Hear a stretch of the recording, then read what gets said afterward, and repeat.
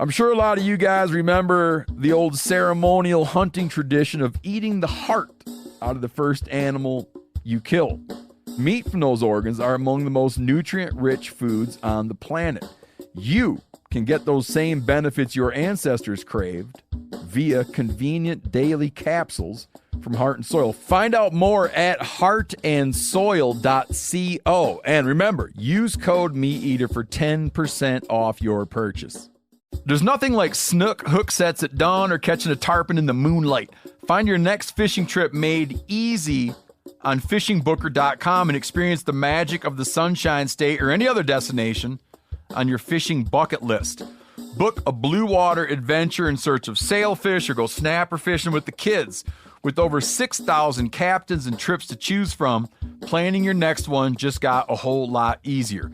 Download the Fishing Booker app on the Google Play or App Store or visit them online at fishingbooker.com to book your trip today.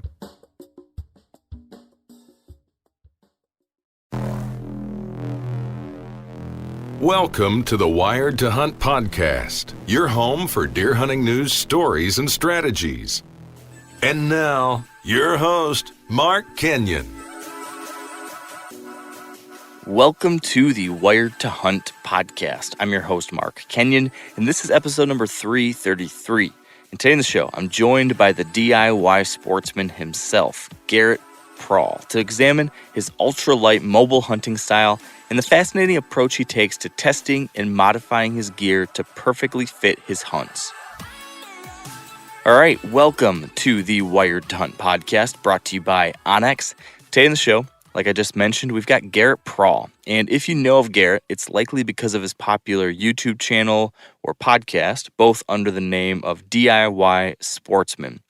And what I think makes Garrett's approach and his content so unique is this seemingly endless tinkering and modifying and fine-tuning that's applied to, almost every aspect of his hunting gear and his hunting process. You can just see this engineering background shine through everything he's doing, whether it's talking about climbing stick modifications or choosing the right place to hunt on any given day. And I just love this analytical and experimental approach to things, even though at times, maybe especially with gear, I'm not very good at that, but I'm always wanting to try to get better at those kinds of things. So that's what we're talking about today. First, it's a thorough examination of Garrett's mobile hunting style and how he approaches scouting and hunting on the fly, how he adjusts to changing conditions or hot deer sign, how he knows when to hunt somewhere and when he knows to keep searching for something better, and a whole lot more on that front. Very interesting stuff. And then secondly, we spend a lot of time talking about the gear that helps him with this ultralight mobile hunting style. So we're getting into the nitty-gritty details on his climbing system, climbing sticks, his saddle hunting gear, how he modifies sticks and tree stands and linemans belts, and all sorts of really in-the-weeds gear tricks and tips that have made him a more stealthy, speedy, and efficient hunter, which, at least from my perspective, I think is really helpful stuff. I gotta believe you guys are gonna enjoy it too. So it's a chat I really enjoyed. I think you will enjoy it as well, and I'm excited for that one. But before we get into the main event, I do not have my buddy Dan Johnson with me here today, so it's just me. But I do want to tell you a story, because I've got an exciting update. If you follow me over on Instagram or Facebook or Twitter, you likely know about this, but I thought I'd share the story anyways. Yesterday, my wife was feeling very, very, very pregnant, right? She's pretty much ready to have a baby. Let's just put that out there. She's 39 and a half weeks, very eager for this thing to happen, as am I. And so yesterday she says, let's go for a walk. She'd been pacing around the house all morning, just walking circles, because that's the only thing that makes her feel half decent. So she said, let's go for a walk. And I think it was me, might have been her, who said, well, let's just go walk in that cornfield up by the road at this property to hunt. It's nearby, it's easy to get to, and we could just roam around wherever. We could take the dogs. So my wife, who's very pregnant, my 2 dogs, and my 2-year-old son and I head outside, head out to this spot, and just start walking. And we just get into the cornfield, and my son doesn't want to walk in the snow. He's, for whatever reason, just the texture of the snow or the depth or something, he wasn't comfortable. So he's just standing there, refusing to walk. So I go walking like 10 yards up and turn around and tell him to come follow me, and he won't do it. So I go back to him, I pick him up, and I start walking again. And because of where I had to go to pick him up, I'm now a couple rows down in the corn than I would have started otherwise. And I just barely start walking. I mean, I'm 10 yards in, 15 yards in, something like that. And in my mind, I'd kind of thought, oh man, I better just keep an eye out just in case he happens to see an antler out here. But I'm right off the road, right by a house. And lo and behold, there's an antler, like right there. And I look 5 yards further on, and there's another antler right there. There's a match set right in front of me just as we start walking. My whole dang family right there. I mean, it was crazy. Can't believe it. I'm yelling at my wife, oh my God, there's antlers right there. Get Everett, we got to show him the antlers. And we go up to him, and Kylie sets Everett down in front of the antlers, and she picks one up, and then I get to see the antler. I let them pick it up first, and as she picks it up, I see the G2s on it, and it was one of those holy crap moments. That's trans antler. That is the antler from the buck that I watched all 2018, passing on him, because I wanted to see him in 2019. And then 2019, as you guys probably know, if you listen to this podcast, you know that I was hunting him obsessively all 2019, had these close calls, almost had a shot, and basically had a shot but passed on it because I didn't feel comfortable with the angle he was at and the possibility of limbs getting in the way. So I had all these close calls. I saw him on the very last day of the season. He's the one, and his antlers, both sides, are right here, right off the road, in front of me on this walk with my family. I mean, it was nuts. I freaked out. Very, very excited. These are the antlers I was dying to get my hands on this year. I was going to spend a ton of time shed hunting trying to find them. And lo and behold, we stumble on them in the most unlikely fashion of all time. I mean, the luckiest thing maybe that's ever happened to me as far as deer hunting related things. Just couldn't believe it. Shocking. Very exciting. But what's interesting is what happened the rest of the day. So we get the antlers, and then we go home a little bit later. And at first, when my son got the antler, when we saw the antlers outside in the cornfield, he just wasn't feeling it. He was kind of sour.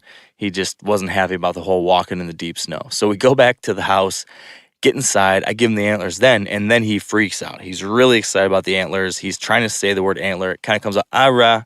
But he's running around with the antlers. He's put him on his head like he's a deer. He's pointing at the deer mounts up on the wall, pointing at the antlers, pointing at his antlers, pointing at the antlers, pointing at his antlers. He's rattling them. He goes to our shed pile and makes me grab some other sheds, and I have to rattle while he rattles. I mean, he was having just a blast. Fast forward a little bit and later in the day, now it's in the evening, and he looks out the window. It's about dinner time, and he starts yelling, "Duh, duh, duh." And I look out there, and he sees deer out in the field, and with the snow over the fields, the deer really pop. And that's something he's never done before. He's never actually spotted deer before me. So he spots the deer, starts yelling at this deer, deer, deer, and I have to go over there and watch the deer with him. And then we go look at the front, out the front of the house, and there's deer in the front field across the road. So we're running from window to window. He's yelling about the deer. We've got to grab binoculars. He makes me grab mine. He's got his little toy binoculars. We're watching him. Then we got to go to his room and look out his window and see if there's deer out there. That was a blast. Then he goes and grabs his grunt tube and his rattling bag. He gives me the rattling bag. He takes the grunt tube. He starts grunting, brah, brah. He looks at me and then makes me rattle. Just hilarious. So that was great. And then maybe, I don't know, we eat dinner. We get done with dinner, and then he starts bugling. He loves watching elk videos. So he's got this really high-pitched kind of mouth bugle whistle he can kind of do. He goes, "Aah!" He'll do that. When he does that, that means he wants to watch some elk hunting videos. So, I'm thoroughly enjoying all of his excitement today. So I decided to throw on a YouTube video that just shows bugling bulls. Just a kind of a reel of all these different bulls somewhere that someone recorded all this different video footage out in the Rockies or somewhere. So we pull that on, and then I go grab my bugle tube. I've never done this before, but I just, for some reason, got the idea that I bet you he could have a good time with the bugle tube. So I give him the bugle tube. He watches the elk on the YouTube, and then he starts mimicking it with the bugle. And I'm not shitting you guys. He is good. Now he's not using the reed. He's just making the sound with his voice and amplifying it with the tube. But I mean, he was nailing it. He was even getting some growl in the front and the back end. He's got the rising tone and then the drop off at the end. You know, he would listen to one and then try to mimic it. He'd listen to one and try to mimic it. And it was just the coolest thing seeing him there doing it. And he would even, you know, when guys bugle, and he's probably seen this in the hunting video, that's why he's duplicating it, but they often start with a bugle tube pointed low and then rise or lift the tube up high towards the end of the note. He was even doing that. It was crazy. So we just had a ball, just an absolute ball. And I'm laying in bed last night, getting ready to, you know, shut it down. And I'm thinking back on the day. You know, I found these antlers from the deer that I've obsessed over for the last 2 years. Like, it was my number one goal for the next couple months. And there they were. And I got the match set. That's incredible. And then I'm thinking about all the other things that happened, like the fact that I did that with my son and with my wife, and then playing with the antlers afterwards, and then grunting at the bucks outside and watching them with our binoculars, and then out bugling like an elk and all these things. And I realized, man, the best things about that whole day didn't have to do with finding those antlers at all. And it was just, yeah, it's a small thing, but it was just one of those moments where I was reminded of what's really important. And it's easy with how much we love this stuff, how much we love deer and hunting and whatever outdoor pursuits we're into. It's easy to get wrapped up in that. It's easy to get obsessed with the goal, with the thing, with the pursuit. And I'm as guilty as anyone. You guys know it. I really get after the stuff. But days like yesterday just remind you to take a step back and make sure your perspective's right. Especially, man, after everything that happened this Sunday with the passing of Kobe. You know, just an iconic figure like that I know so many people were influenced by and grew up with. And him being with his daughter, that just breaks your heart. And it makes you think as a dad, just to kiss your kids, hug your wife or your husband or your family members, and just remember what's really most important. So with that said, we do need to talk deer hunting still. So let's get right into it and talk to Garrett Prahl. Before that, though, quick break here.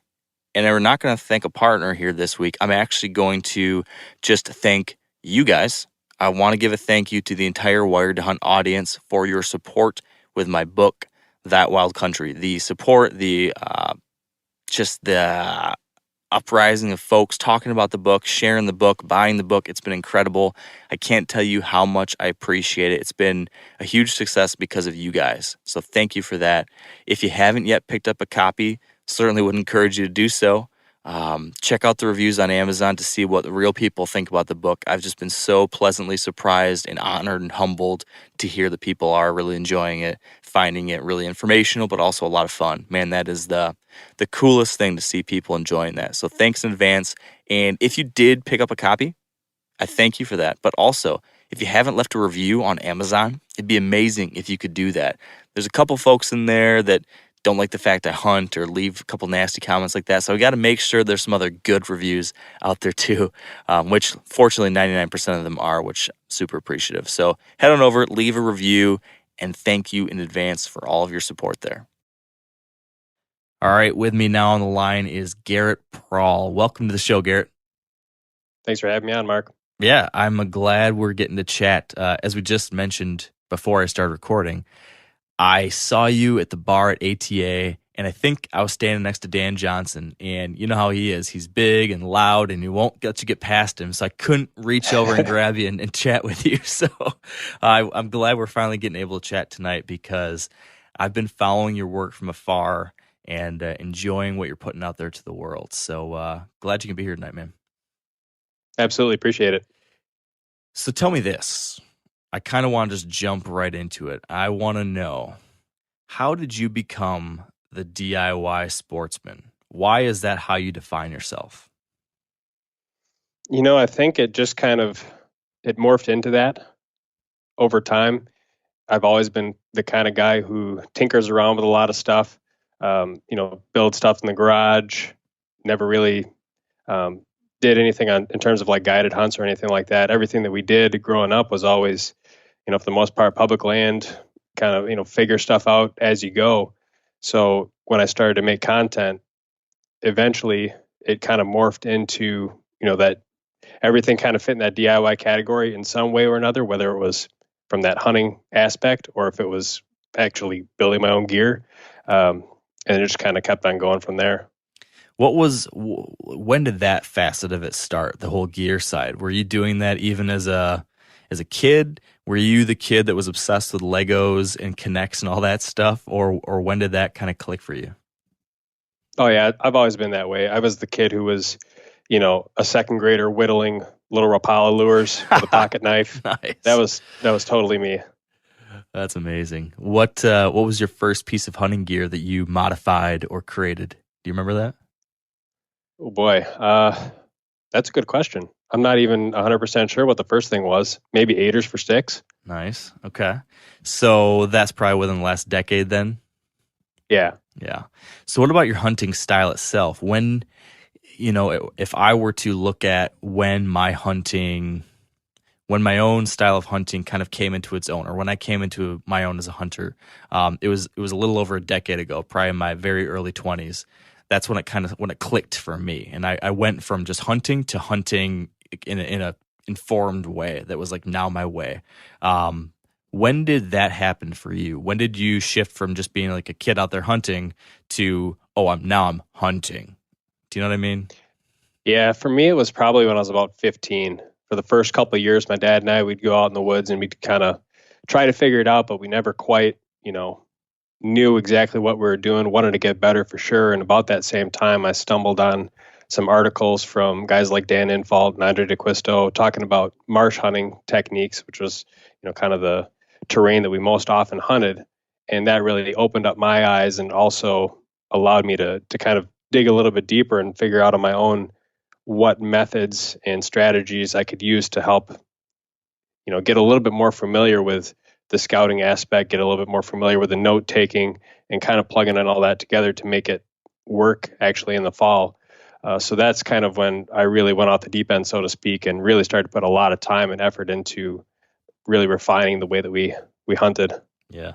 So how would you describe that, the way that you hunt? If you had to, let's say the classic elevator pitch, you're on an elevator going from the first floor to the fourth floor, and a guy says, tell me what your hunting style is. How do you describe that to him in the 20, 30, 60 seconds you've got before you get to that fifth floor? Oh boy. You might want to turn into a 40-floor elevator. Well, okay, skyscraper. So in a nutshell, for me, it really, between off-season and in-season, the off-season stuff really revolves around a combination of aerial scouting and boots-on-the-ground scouting. And in-season, it's the same thing. It's just that it really just revolves between aerial scouting and looking for fresh sign with that in-season scouting. And really, for me, it's very cyclical. I go right from one to the other. They're always really meshed closely with one another. The better job I do with boots on the ground in the off-season, that allows me to look back at the maps and better piece together the big picture. And then I find new things in the map, go back into the woods, dig a little bit deeper. And then same thing in the season, the better job I did looking at the maps, the better job I did actually, picking it apart in the postseason. I find that in season, when I find the sign that I'm looking for that indicates I'm in a hot area, that other stuff really helps me look at exactly how I want to pinpoint that setup on that specific day and be a little bit more precise in how I do that setup. Whereas if I just, focus on one or the other, if I focus all on postseason or if I focus all on just in season, I feel like I'm really limiting myself. Or if I don't look at the maps, I feel like I'm really going in blind. Yeah. I want to dive deeper into those quite dramatically. But before I do that, you mentioned on the front end that folks like Dan Infalt were really influential on you, and me too, and a lot of people out there. There's a lot of folks that have this kind of style of hunting. How would you say, if at all, your own spin on it is different? If you and Dan were to go out, if you're on the public land challenge or whatever it is, and Dan's going off and doing his thing, you're going off doing your thing, how would you describe what you're doing that would be different than him? I think you could probably summarize and say Dan at this point is a little bit better woodsman than I am. He can look at things and have a little bit better feel for what exactly is going on than I can, whereas I have to rely a little bit more on being able to piece together certain, theories and strategies and whatnot by looking at kind of the bigger picture and trying to piece together, what the maps say at one location, how that compares to what I've seen at a different location, and then piecing it together with what I'm actually seeing on the ground and kind of learning that way. I think I maybe do a little bit more on the, I would say the technical, but the online portion of that scouting than he does. Okay. Yeah, it's funny what you said there resonates with me because I think I'm probably similar to you in that for us at our stage, versus having done this for 45 years or however long he's been doing it at this level, when we've done it 10, 15 years, whatever, at this level, I still have to really focus on analyzing all these pieces of data coming in, right? I'm thinking about all this fresh sign, all the sign from previous scouting efforts, and I'm sitting there and I have to literally think it through and kind of compute, okay, this is telling me this, and this is saying this other thing. Now I'm going to weigh the odds of these two things and make a decision, while someone like Infault might just have that intuitively click. He's not going to sit there for 5 minutes and debate between A and B. He's going to know, yeah, I've seen this 1,000 times before. This is going to be the best option. He steps in the woods, and these things pop out like bright, shining lights. And I think every year, the bright, shining lights start to flash a little bit more for me, but I still have to sit and think for a second. Does that sound right? Is that kind of where you feel like you're a lot too, that takes, you have to think it through still? It's not that snap? Yeah, I think that's a really good way of describing it. I'm the type of guy who I'll sit there in the truck before I leave, and I'll sit there for half an hour trying to debate between 2 or 3 different spots that all could be equally good based on the wind direction and what I've noticed scouting. So I think about it a lot more than I probably should, probably to the point where at certain times I get paralysis by analysis, but eventually, I just kind of go with the flow on a particular day and make something work, and then, take what I learned that day and modify it for the next day. How do you deal with that situation? So me and Dan talk about this a lot, dealing with paralysis by analysis, because we're both guilty of it. We both are we geek out about the details and about trying to think through all these things. But like you just said, sometimes it can get to be so much you're stuck. How do you push through that and make that final decision? It's the rut. It's November 4th. You're about to head out on this hunt, and it's 2:30 or 3:30 or 4:30 in the morning. You got to make that decision of where you're going. How do you break the tiebreaker? So I think for me, it is number one, having a plan, not being afraid to stick with the plan, but then also not being so stuck into the plan that you're not willing to deviate from it when you see something that tells you should. So, for example, when we went down to Missouri this year, I had a plan that first day for all the types of spots that I wanted to look at. We walked 9 miles that first day, just looking for pinch points between various bedding areas I thought I saw on the map. And then my plan was, basically just systematically work through a bunch of these different areas. But what we found on the first day told me that first strategy wasn't going to work. So that was all plan B. So I just, basically I had the plan B already in mind. So I just went from A to B and then just started doing some of that additional scouting, getting some feedback from other guys in the group that were in that same area. And then based on some of my historical, experiences and looking at research in terms of weather patterns and whatnot, I had planned on basically setting up in a certain area based on what the weather was going to be the next day. And that was basically the plan for that. And it allowed me to really easily kind of stick to that plan and get into that area, hang our sets for that next morning when we were supposed to get that nice, high pressure, cold air, nice calm day. But then at the same time, that particular day when we went and set our stuff up there, we found that even though the weather wasn't maybe ideal for what you'd expect a lot of deer movement to be, the deer were just on their feet running. And we worked through an area where we saw a lot of deer moving around and said, you know what, we can't go back and do what we were planning on doing. We got to just sit right here. And that's how I ended up shooting that buck that I got in Missouri. But had I basically either number one, got too stuck in that plan, I probably wouldn't have ended up sitting where I ended up shooting my deer. And number two, if I didn't have the ability to just, so easily make that plan in the first place, I would have been, stuck at the truck trying to figure out, where in the thousands of acres I was going to go. And it would have been, a much tougher decision. Yeah. That's really hard to do, what you described there, especially that first part where you've got a plan A. and you go in on day one, and I've experienced this, it is really hard to shift from A to B, especially if you're in a new spot where there's, thousands of acres to choose from, and your day one would be a tough thing to do for a lot of people, where you, correct me if I'm wrong, but you went in thinking you were going to focus on ridge tops and finding these terrain funnels of sorts, and you didn't find sign, and you ended up in a totally different area, like river bottom area, and then you did find something there. That's right, correct? Yeah, that's absolutely what happened. We covered tons and tons of miles on walking those ridge tops looking for sign. Last year in Missouri, around that same time, that's where the hot sign was. Different area, but similar terrain. And so I thought it was just going to be like we did last year, and it ended up being totally different. But I will say what has helped me probably this past year that I really started focusing on a little bit more, especially in areas where I haven't done the pre-scouting. Even around home in Minnesota, I hunted a new marsh this year, and I didn't have any postseason experience other than a couple quick trips in June and July, which is awful in the swamps.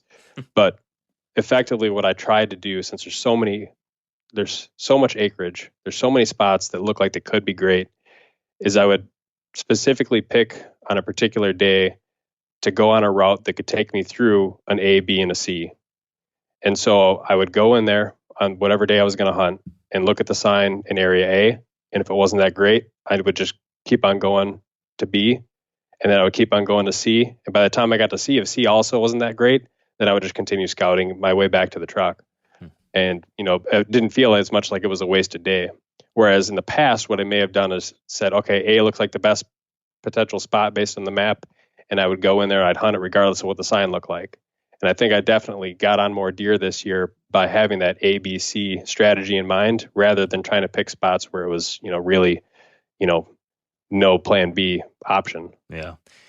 Now, how do you do that at the scale you did on that first day, where you walked 9 miles without finally seeing the thing you wanted to see? I don't know if I could do that. I've thought, I went on a trip in Minnesota this past year, and I walked something like 3 miles, and I thought to myself, all right, you covered a bunch of ground, and finally you got to sit down somewhere.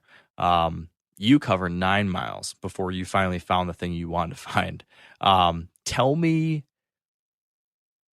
about what you saw over the course of that day. There must have been something that made you think, oh, this might be okay. I'm curious what made you keep going and going and going. Or was it just simply like a complete lack of zero, devoid of deer sign? I mean, was it just a desert? Or did you have such a strong sense of confidence in the fact that there had to be somewhere with tons and tons and tons of fresh sign that you were just going to keep pushing till you got there? What was your whole thought process throughout that day? Yeah, so it definitely looked like a desert for a lot of the area that I was in. Places where I would expect to see for sure sign, rubs, scrapes, whatnot. There just wasn't much of anything. Might see some old tracks on the logging roads or something like that. But basically, I wasn't going to stop walking until I found something that gave me at least some amount of confidence that it would be good to set up in. So we just kept walking that first day. And really, that first day, the only thing that we ended up finding that looked remotely good was when we finally did get down to a river bottom type area. We found a few sets of fresh tracks. Then we started to find a couple rubs. Then we found a scrape, and then we saw 3 does that we kicked up and bounced out of that area. And then from that point, it was okay. Well, if we walk through this many miles of hills up in the ridge tops and just haven't seen much of any sign, yeah, we know that there's deer down in this river bottom. Let's go back, look at the maps again, talk to some of the people back at camp, and then see what other places on the maps are going to be similar to this. And then that kind of fueled how we looked at going about the next day. It's kind of shifting focus from not necessarily the exact spots, but the type of habitat that we were in, and saying this type of stuff that we've already walked through enough of it to say we don't have confidence with this type of stuff. Mm-hmm. But this other type of stuff that we walked through, we did have confidence in. And maybe that's not the exact spot, but there's got to be more spots just like this. So that's kind of, what we did for the next day. Yeah. This last summer, me and Dan were talking about his trail camera scouting strategy that he put together. and we called it Dan Johnson's dots on a map, connect them with lines strategy. And I think that you've now created what I'm going to call the type of stuff strategy, that I think is going to be a good one, because it's a great point that you make, which is, especially when you're hunting public land, especially when it's larger swaths of land, you need to somehow compartmentalize it. You have to break it down somehow. And one way to do it is what you did, which is breaking it by the type of terrain or the type of stuff, and finding where the activity is focused. Because very often what you described is happening in other places too, where they're in a spot for a reason, right? They're in a river bottom for a reason, just why they're not on top of those ridges. So once you can isolate it, drill it down somehow, then you can focus on finding something similar. And that's applicable during the rut. That's applicable in the early season, the late season, any kind of time of year. When you find what that type of stuff is, it can help you. Yeah, absolutely. And I've even seen it in terms of, say like marsh islands, where there might be 30, 40, 50 islands on a particular piece of land. But maybe you find that you were hunting on an island that was surrounded by red brush, and all of a sudden you found more deer activity on that particular island. Well, then you can go back in the map and look at, okay, out of these 50 islands, maybe 8 or 10 or 12 of them also have that same kind of brush surrounding those islands. So then that would be kind of where I would focus on next, rather than trying to look at that whole sea of 50 of them and trying to figure out which one would be the best. Yeah, it comes back to looking at those details. Like, why is this? So it's, okay, here's the type of stuff. Now, why is this the type of stuff? So you found that the red brush was the unique feature. That's interesting. Now, the next day, so you're on the Missouri hunt. Mm-hmm. First day, you walked and walked and walked, never really found what you wanted until the end. The next day, you went back to a different place, but the same kind of stuff. And this hunt, you actually had the opposite. I think, if I remember the story right from watching your videos and stuff, you had a game plan looking for that kind of stuff, and then before you could even get to where you eventually thought you would go, you decided you had to stop right then and there because of the deer activity you saw, right? How do you go about making that decision? So day one, it was, I'm not stopping until I see something that makes me have to stop, and you never did, so you kept going and going and going. So we just talked about how you know when not to stop. Now, day two, you're going in, and the opposite happens, that something stops you before you get to where you thought you were going to go, and you said, oh, this means I have to stop. Describe that thought process. Sure. Well, I'll interject before I answer that question specifically to say that there was a day in between there where we didn't see much at all, but it was a very hot, like 65-degree afternoon. But we took our learnings from day one, got in another low river bottom type area that again had this, like, I don't know what kind of plant it was, but it's this green stuff that was growing in this river bottom area. And we only saw a couple deer that entire day. But when we were walking out at night, we must have kicked out 20 different deer on the way back to the truck in that same river bottom area. We saw a really nice buck in a private field right again in that same kind of area after dark.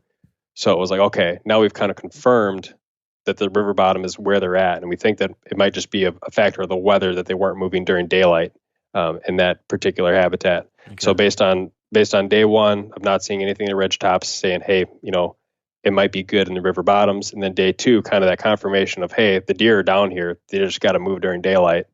And then we jump into day three. So day three, how do you know when to stop? Well, we basically walked into, again, an area that was kind of like a thermal hub that we had planned on sitting the following morning. Because this day three... Sorry to jump in and interject, but just in case people don't know, can you explain what you mean by thermal hub? Sure. So in this hilly Ozark, Missouri habitat, there's a lot of these little, fingered ridges, and you have these, basically these bottom type areas where it's almost like the bottom of a creek drainage, where you might have all of these little tiny creeks that flow, and they eventually get into, bigger and bigger creeks. And you get into some of these areas where it's just kind of a flat open area, but you might have 3 or 4 different ridges that all drop off into this one little bottom area. And the way that the deer can use that, of course, is with the scent, especially the dropping thermals in the early morning and late evenings. When that scent drops into that area, it kind of pools and it collects the scent from a lot of different, area in the surrounding hills. So the thought process with that is, hey, early morning, it's going to be nice, calm, cool. If we get any dropping thermals, then that could be a good area for potentially a buck to hit that area as he's scent checking for does first thing in the morning. So that was kind of the thought strategy and kind of the description of the area that we were looking at specifically where we, hung our stuff for that following day. Now, a lot of you guys are familiar with the old hunting tradition of eating, some organ, the heart or a chunk of liver off the first animal you kill. I had that when I was a little kid, and it was a big deal. Organ meats were always prized by frontier people who knew the importance of getting a lot of different minerals and nutrients. And as often is the case, those guys were onto something, because organs are among the most nutrient-rich foods on the planet. And you can get the same benefits your ancestors craved via convenient daily capsules from Heart and Soil, made exclusively from regeneratively raised, grass-fed, and finished cattle. Heart and Soil's unique freeze-drying process means all those important nutrients are trapped in, ensuring you experience every one of the benefits of nature's superfood in a clean, convenient, taste-free capsule. Find out more at heartandsoil.co. And make sure to use code MeatEater for 10% off your purchase. That's heartandsoil.co. Use the code MeatEater. You ever get that feeling you're stuck inside staring at screens and a primal urge kicks in? You crave wide open spaces, fresh air, the chance to connect with the land. Well, maybe it's time to find your own piece of the wild, but searching for property can be a maze. That's where land.com comes in. They got millions of listings across the country, from mountain ranches to hidden fishing holes. Their search tools are like a seasoned guide helping you narrow down what you want. Land.com isn't just about buying and selling. It's about finding a place to hunt, fish, explore, or simply sit by a campfire and listen to the crickets. So head over to land.com today to turn one day into today, because trust me, there's nothing quite like the feeling of standing on your own piece of earth. Yeah. So continue on. Yep. So the weather is the other kind of important thing here. And that morning of the third day, we didn't even hunt because it was about 35 degrees, driving wind and rain. And of course we had camera gear and this, that, and the other thing. So we knew it was going to get colder with this cold front moving in. So we decided to wait until the rain turned into something solid. Eventually it turned into sleet, and that sleet eventually turned into snow, and that was when we hit the woods. So we got out there thinking that the deer might be hunkered down during that, that major front. And then the next morning was going to be the hot spot. So we weren't even really thinking at that time that we were planning on giving a high percentage hunt that afternoon. We just wanted to get ourselves into a good area, pick the trees, get set up so that the following morning we'd be able to have the ideal setup. But then after we got into that thermal hub, we found the trees, we found the ideal setup, we hung our platforms, we hung our sticks. As we were coming back to the direction of the truck, we got into this river bottom area that, with probably the half inch of snow that was on the ground by that time, we were seeing sets of tracks running through. So that already indicated to us that in the last couple of hours, there's been deer running through here. Then we kicked up a doe. She had a buck on her. And then we saw another doe and a buck going through the same area. And at that point, it was like, okay, we'd be idiots to keep walking past this. So we obviously didn't have our stuff with us. We just looked for an ideal spot to be able to sit at least somewhat secluded on the ground.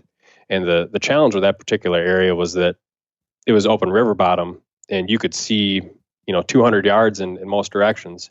So I was like, well, how do you know exactly where to set up? And we really didn't, but we knew we had to be there somewhere, and that being next to any particular tree was better than, not being in that area at all.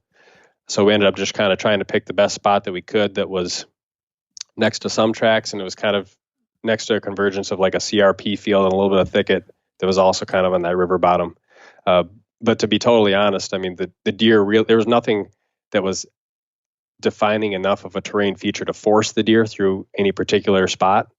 So we just kind of picked the best spot that we thought we could and, hunkered into a deadfall. And then describe what happened next. So we saw a fawn moving through, got within 20 yards of us, never knew we were there. It was kind of fun for my wife because she got to film it and see it. And then we saw a buck chasing a doe about, I'd say 80 yards away from us. And then from a totally different direction, about an hour before light, I could see another doe coming from that CRP field direction. So totally different direction than the last buck and doe that we saw running through. Again, indicating that it was just kind of luck if you're in the right spot at the right time down there. But we saw a doe coming in. She was headed nearly straight toward us, and then I could see a buck right behind her. And she slowly moved, getting a little bit closer and closer. She was probably about 20 yards away from getting directly downwind, and I was thinking that she was going to bust us. But then at the last minute, she turned and came on a beeline straight toward me. And then, of course, it's hard to tell in the video, but she's about 10 or 12 yards away. She looks up and sees me holding my bow and sees my wife standing there in the deadfall, and she takes off. But the buck doesn't really know at this point what has happened. He's standing about 25 yards away, quartering to.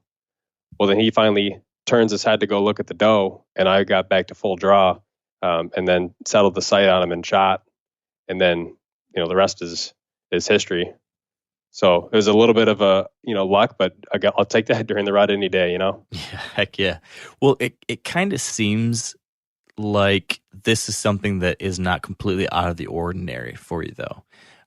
That being, it sounds like on occasion you do find yourself deciding to sit on the ground. And I think just having the confidence to do that allowed you to, pull off this hunt. Because some guys would maybe have been walking through there, they saw this sign, and the deer go running through, and they're thinking, crap, I don't have a stand with me. I can't hunt here, so I'm going to go back to the truck. Or I'm going to go back wherever you did hang your sticks and go grab your stuff out of the tree and walk back. And by the time they came back, and 2 hours later, whatever, the sign or the action that you guys actually enjoyed would have been passed.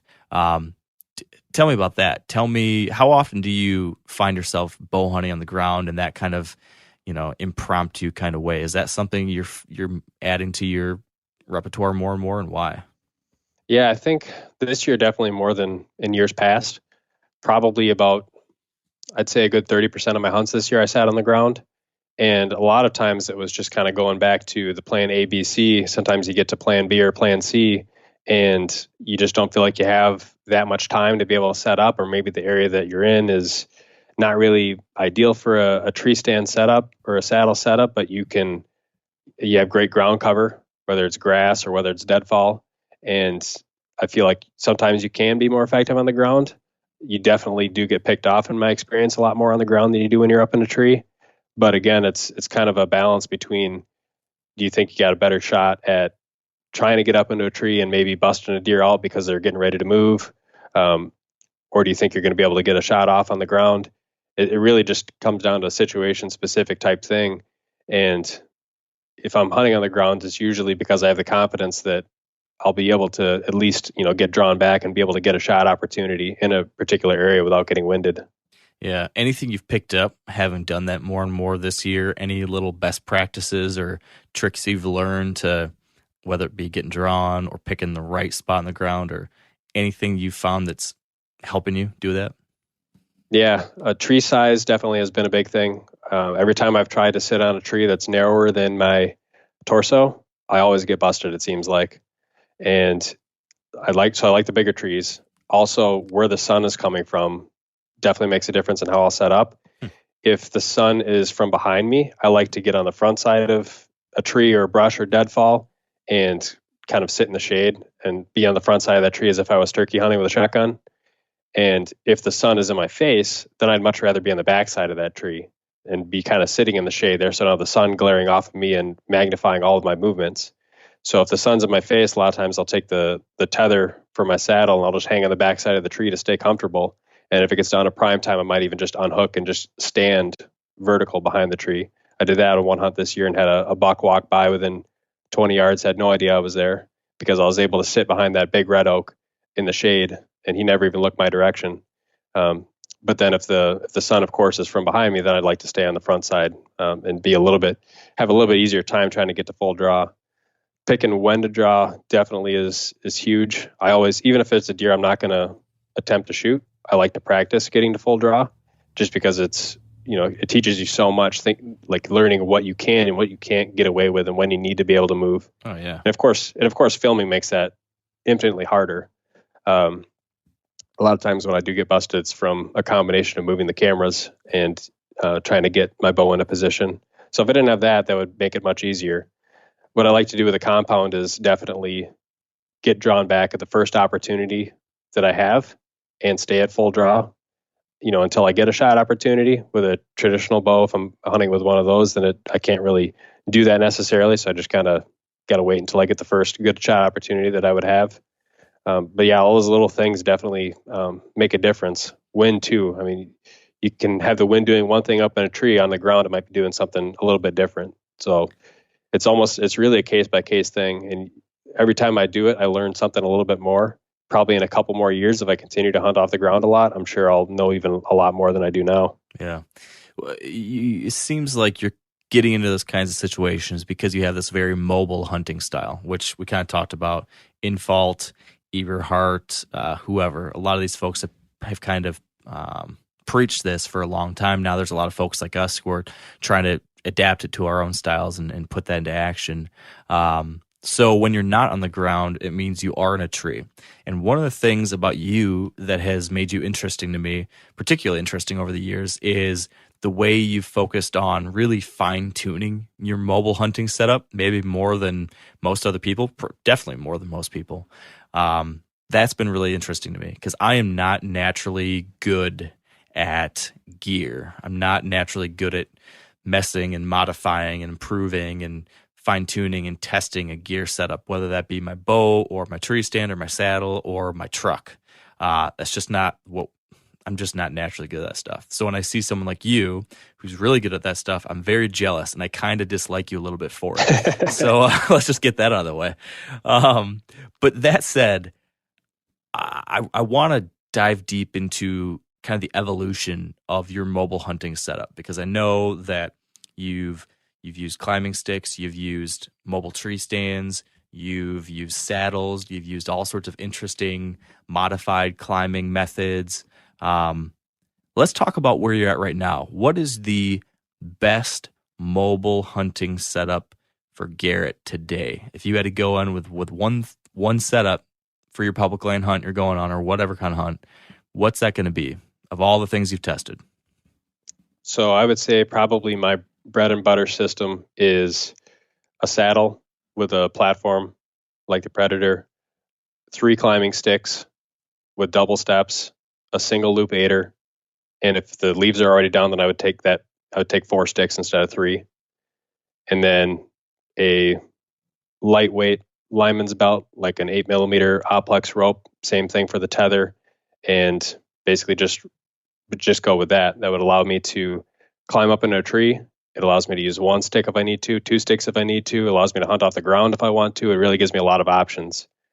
And it's really something I can bring in on any given hunt in hill country and marsh country, big woods country, and be able to adapt and be able to pick a spot and hunt it the way I think it should be hunted. Yeah.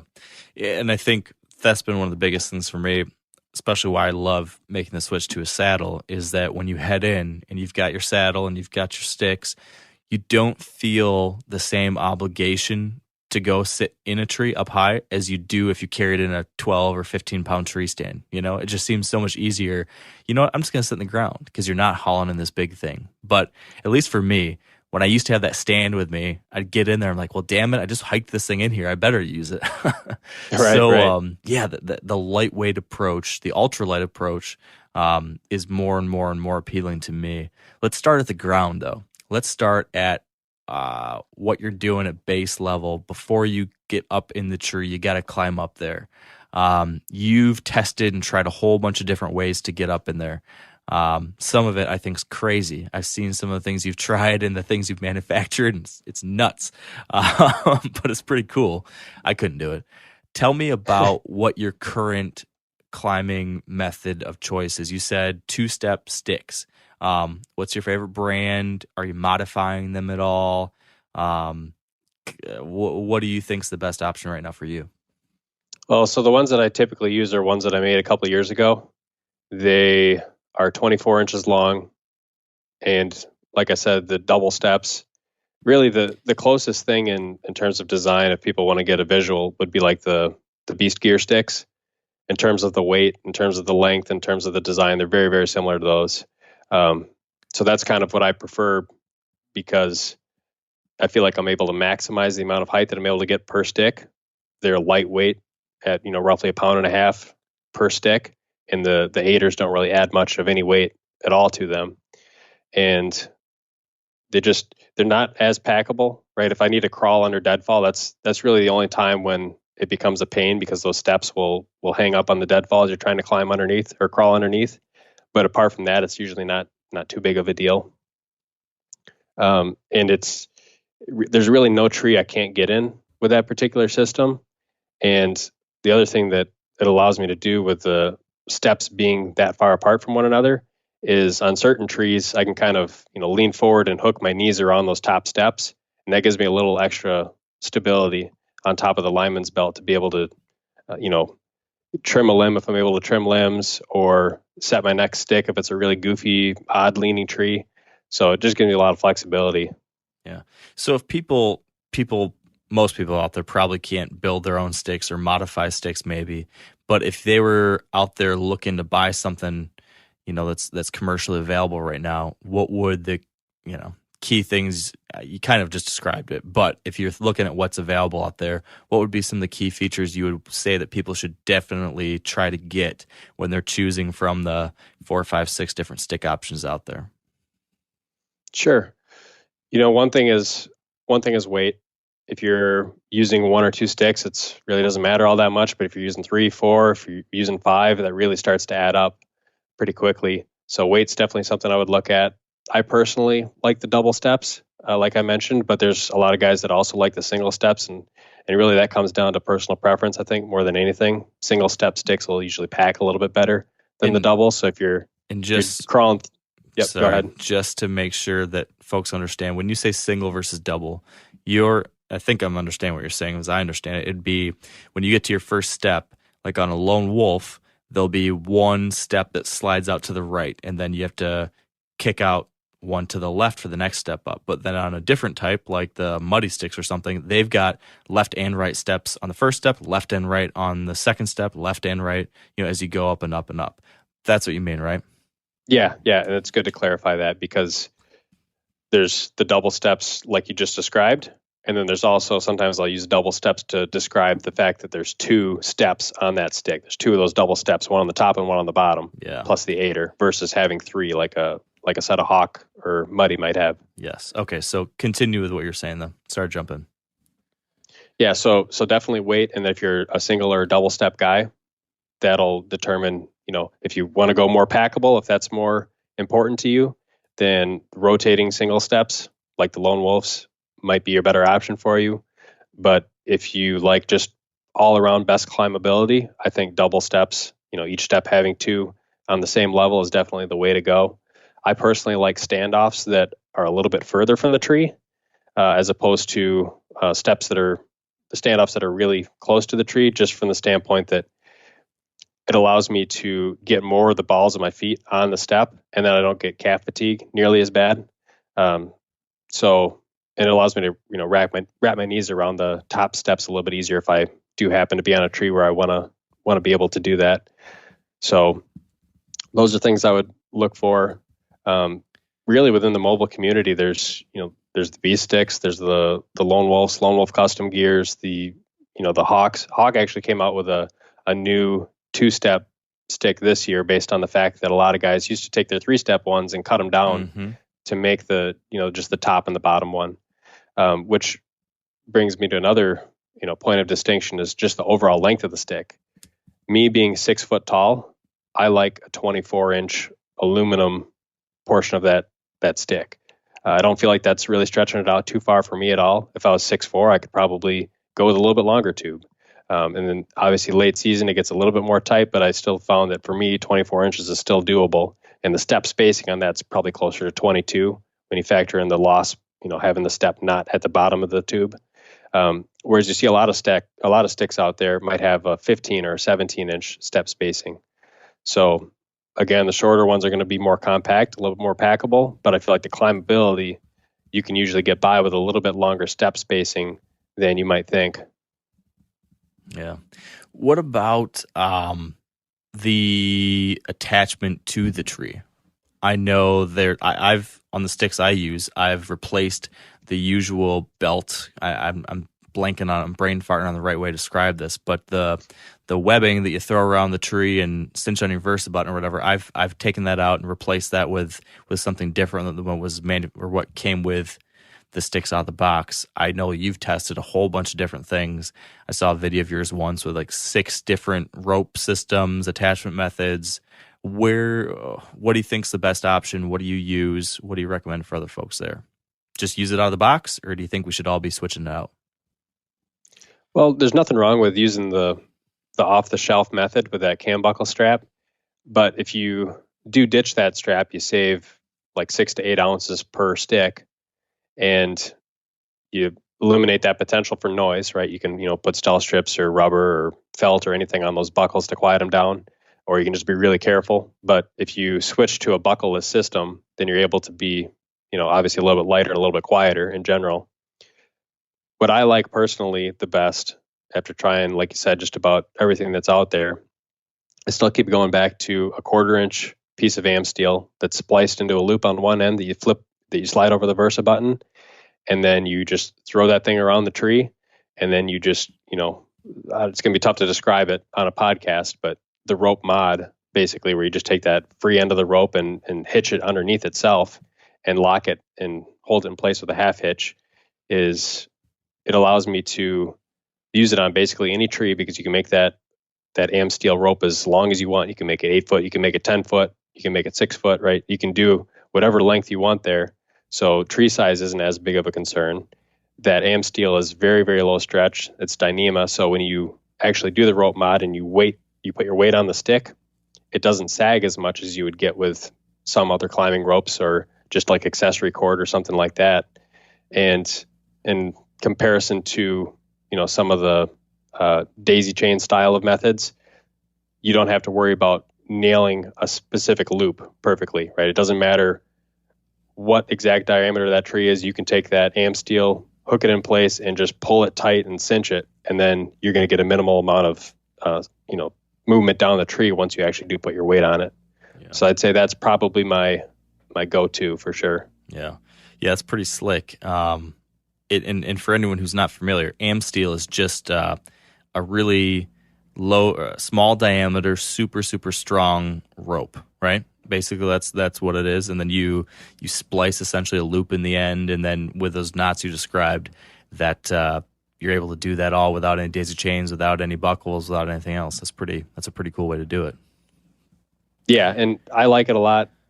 It's, personal preference also. I know a lot of guys that have tried the AM steel rope and they like a daisy chain system better, right? And there's some guys that like the buckle system just from the standpoint that you can get a little bit more momentum on a bigger tree to swing that thing around than you can with a little bit lighter rope. So. Yeah. So I switched to a daisy chain this year, and I like it a lot. I like it a lot more than my buckles. Because like you described, it gets rid of that whole risk of noise. But you're right, it does have you do have a little bit less, ability to get just the right tension as you would with a rope system like you have. I like it for me just because it's just dummy proof, and I'm a dummy. So it works pretty good for me. Continuing with ropes though, what about lineman's belts or lineman's belts? Again, I'm using something I can buy from someone, because I don't like to customize things because I don't have confidence in myself to do that. But it seems like many times making your own, going as lightweight as you possibly can.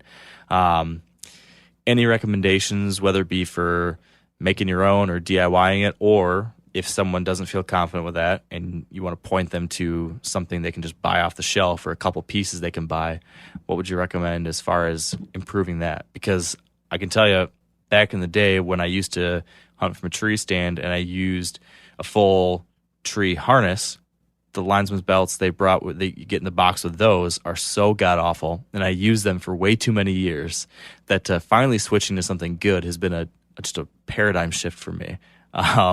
Help correct some other people before they spend years and years and years like I did with a piece of crap. Sure. So a couple options. Number one, if you're going to make your own, and I'll start with this because it's what I'm more familiar with rather than what all the, particular options you can buy would be. A really good option for a lineman's rope is the Samson Predator 11 millimeter paired with a Ropeman 1 Ascender. That's really easy to use. You can adjust it both to add tension and remove tension with one hand.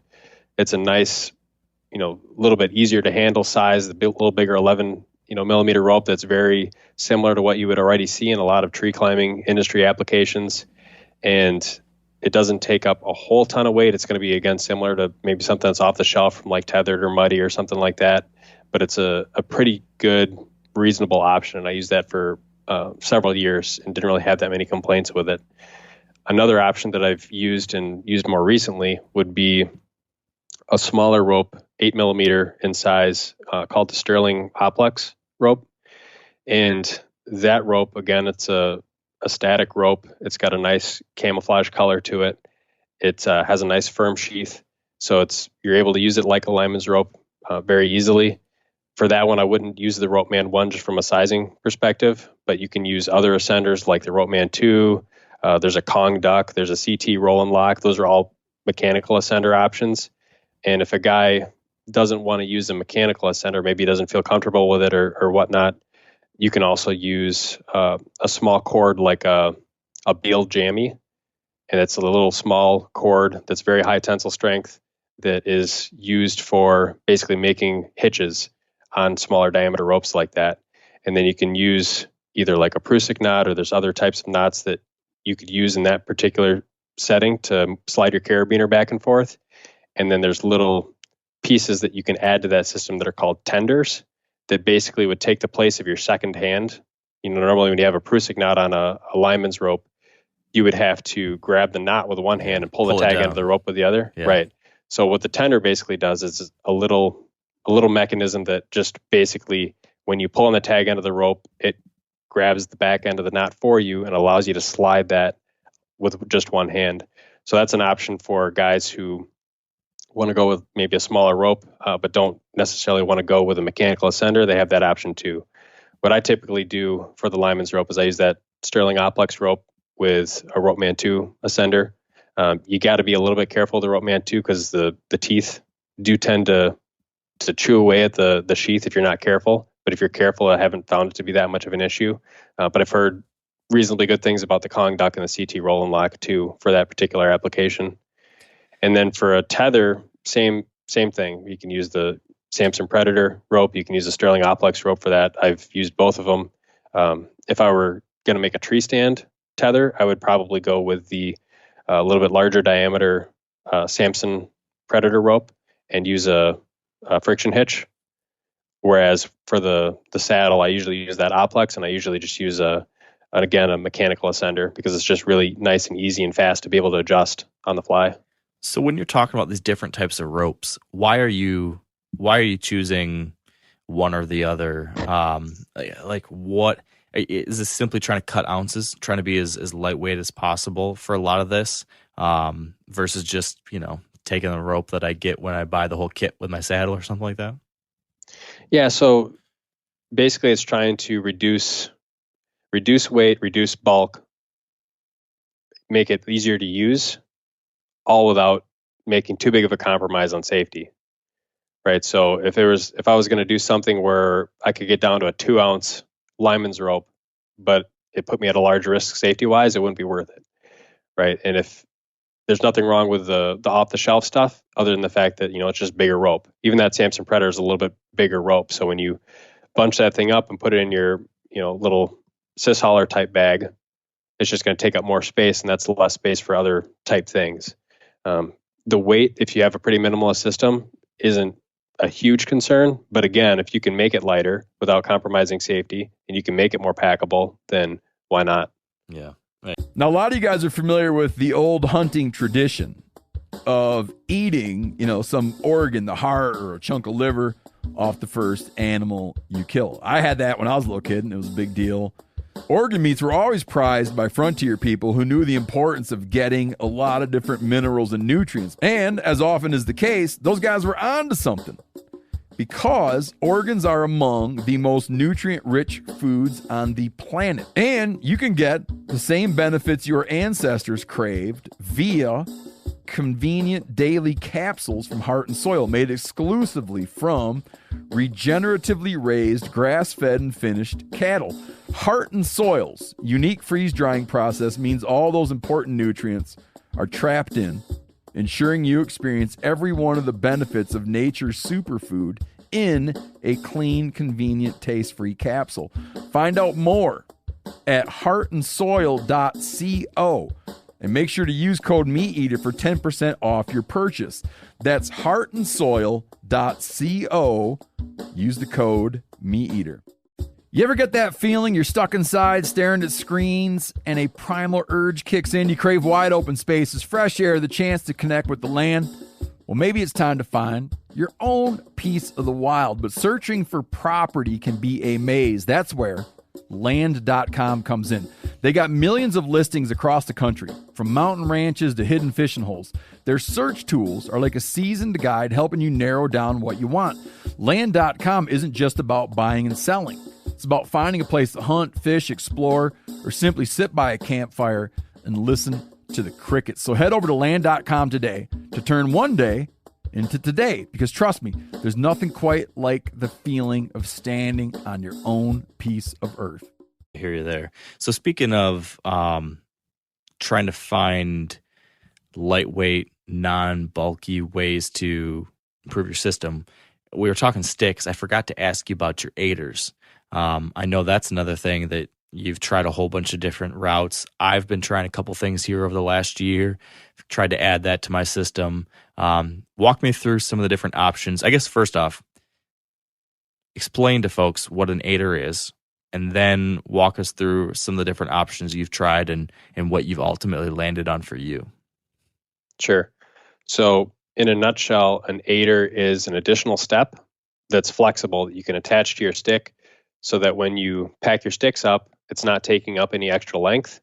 But yet when you hang the stick on the tree, you have that extra foothold that just kind of dangles underneath your step so that you can have one additional foothold to get you a little bit higher per stick up the tree. And typically they don't add much weight at all depending on how you build them.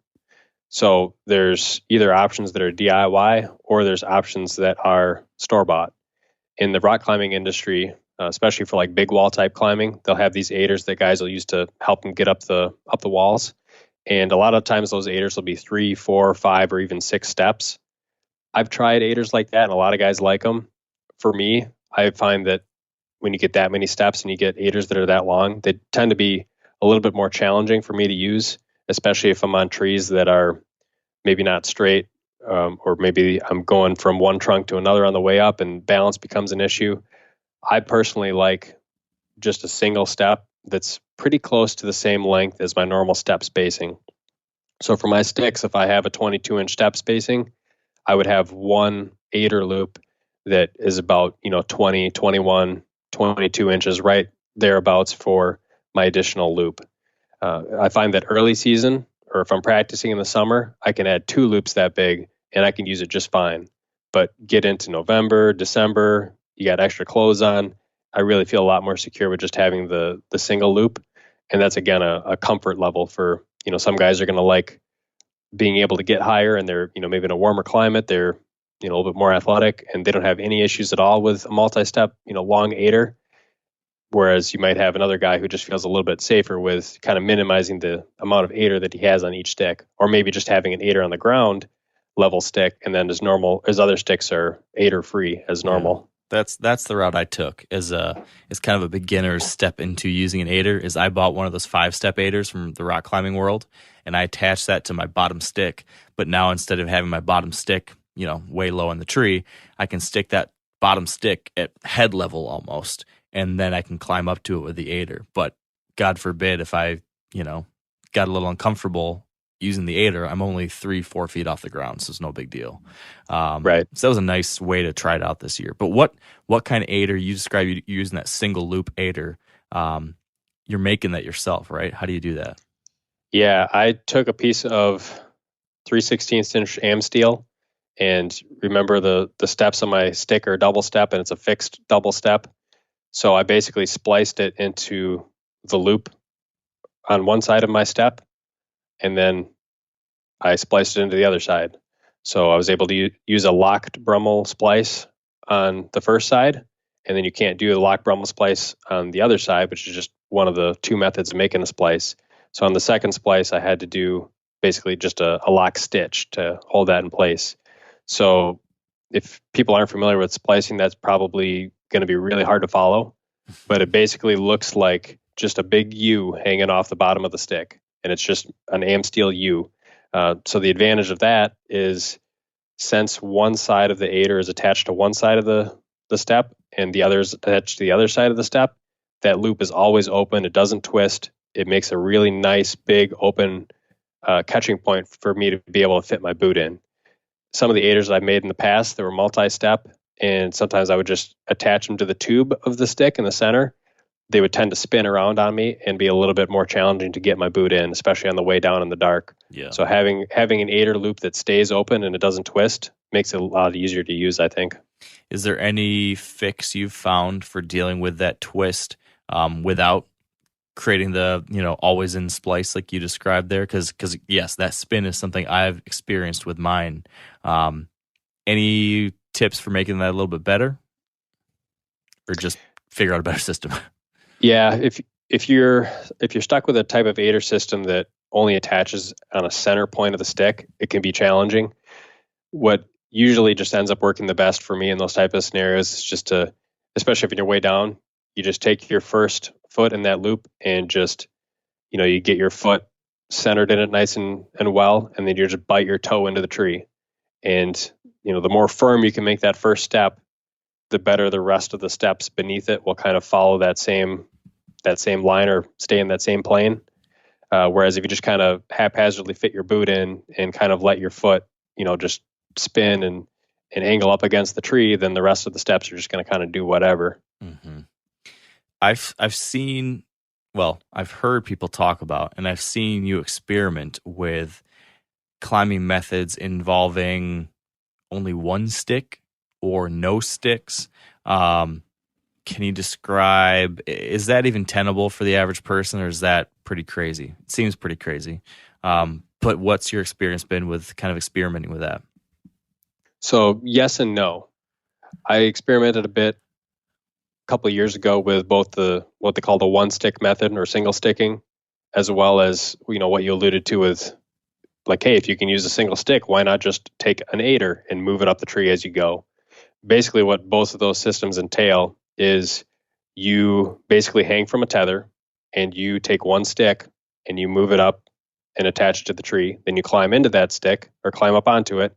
You slide your tether up and then you hang again. And then you detach the stick, move it up, and you just repeat that process until you're up at hunting height. And when you would want to go back down, you would repeat that same process in reverse. So even if it wasn't that big of a pain in the butt to get up into the tree, it took forever to get down. That was one of the reasons why I didn't really use it all that much. But there is another option that you can do for getting down the tree, which would be to rappel. So if you have awesome. a 40-foot piece of rope and you have your rappelling equipment, which, this is all pretty standard stuff within other industries, like canyoneering and rescue and things like that. You can basically do whatever method you want to get up the tree. And even if that method is a pain in the butt to get down, it doesn't matter, because you can just drop it right out of the tree and you can, lean back and just rappel right down and then retrieve your 40-foot rope, throw it back in your harness pouch and be on your way back to the truck. So that's actually a method that I've been playing around with a lot more recently, because rappelling to me is something new. I haven't really played around with it until the last couple months, but I really like it. So I'll probably, for at least most of my sits, or at least a large majority of them, I'll try and play around a lot more with that single stick and rappel. Really the only advantage that I get is, packing weight and bulk, right? If I have 3 sticks, I'm usually packing those things onto the back of my pack, and then I'm carrying my bow. But with a single stick, I can throw that thing on the bottom of the pack, put my bow on the outside, and then I have 2 free hands to help with balance and whatnot as I'm going through like a march or something. So there's some advantages there. just like with multiple sticks, I can get into basically any tree with that method. And then if I need to get down quick, let's say I spy on a deer and it's rolling around in the grass and, I need to be able to get onto the ground to get a second arrow in them. Or if I need to basically get down and move to a different tree based on movement, being able to rappel down is a lot quicker, and it makes you feel safe because you're always attached to the tree. So there's definitely some advantages there. It takes a little bit of getting used to. I've learned that with the single stick, there's some things about it that make it a little bit easier to use. One would be the specific type of aider that you would use with it. The other would just be specifics about the stick, right? A stick that is very solid, doesn't have a lot of flex, bites into the bark really well, tends to work better than some other sticks. So like anything, there's fine tuning and tweaking. But for a guy who figures it out and makes it a part of a system and gets used to it, I think there's definitely some advantages with that type of a system for sure. Yeah. So tell me about how you think about safety with all of this, because as we talk about all these different climbing methods and all these different elevated hunting styles and modifying things, safety is a big issue. I'm sure it's on your mind as you're making these decisions. I know that for anyone that's listening or for myself, we obviously have to be very, very, very careful about everything we do because you are taking your life into your own hands when you go into an elevated position. Everybody should know that. It's one of those things that you are tackling a innately risky type of scenario that you just have to be incredibly careful with. Especially since I became a father, I have just kind of worry-warded more and more every time I get up into a tree, just trying to make sure I'm doing everything exactly right, taking my time, being very thoughtful about every step I take, every time I'm getting on and off, or every time I'm shifting my handholds or anything, always making sure I'm attached. I can't afford to make a mistake. How do you go about thinking about that yourself? And I'm sure you get a million questions from people watching your videos, people hearing about how you're modifying things or trying these things. How do you handle the safety topic with those that are listening to the things you're doing? Yeah, and it is especially important for me too, because if I make a video on something and somebody tries to replicate and maybe they do something a little bit different, right? Or maybe they're a much bigger guy than I am, but they can all have implications for sure. So typically what I look at it as, I look through the lens of, number one, are there similar industries that are already using these type of items? How are they using them? What are the regulations? What are the standard operating procedures? And why are those the way they are?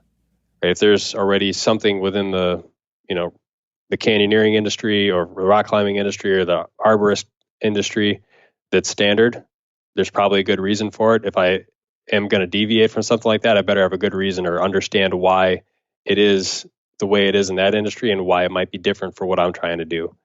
The other thing is I will always look at things like the specifications of whatever materials I'm going to potentially be using.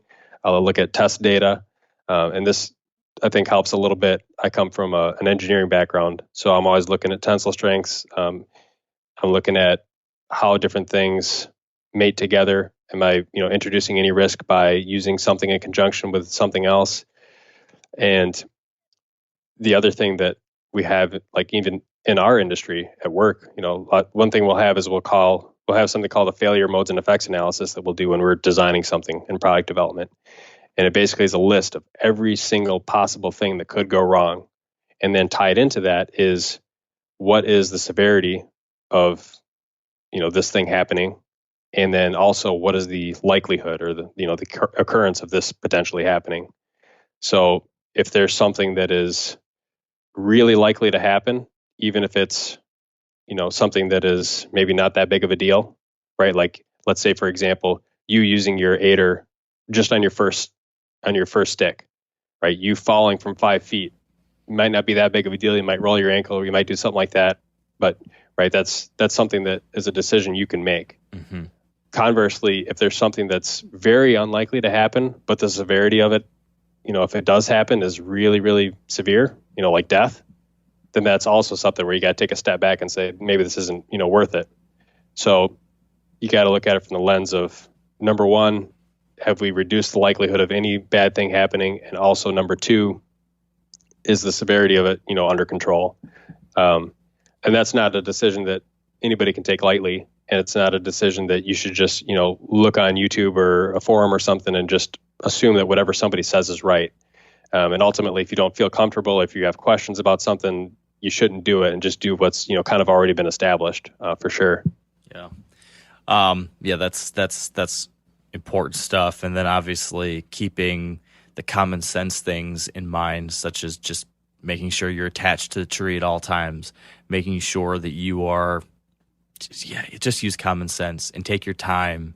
Don't rush things. That's one of the things that I personally battle with, because I love the idea of being able to get up in the tree fast and having a great system in place and being quiet and efficient and like, bam, I'm up there and I'm hunting.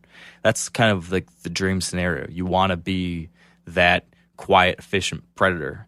But if you find yourself rushing and I just want to get up fast, I want to get up fast, that's when I think I find myself making a little sloppy mistake or foot slips, or, you introduce this possibility of added risk.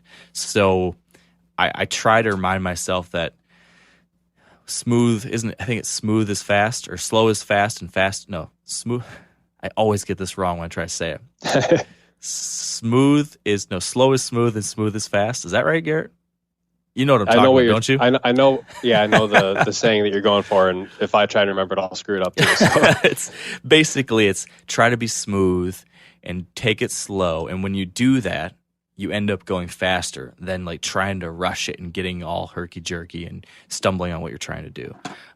So that's what I try to keep reminding myself when I'm trying to get up in the tree is just take it one step at a time, and as you go smoothly through it, it happens in a much more efficient manner. And I think one way to do that, though, is to practice it and to have like a plan in place.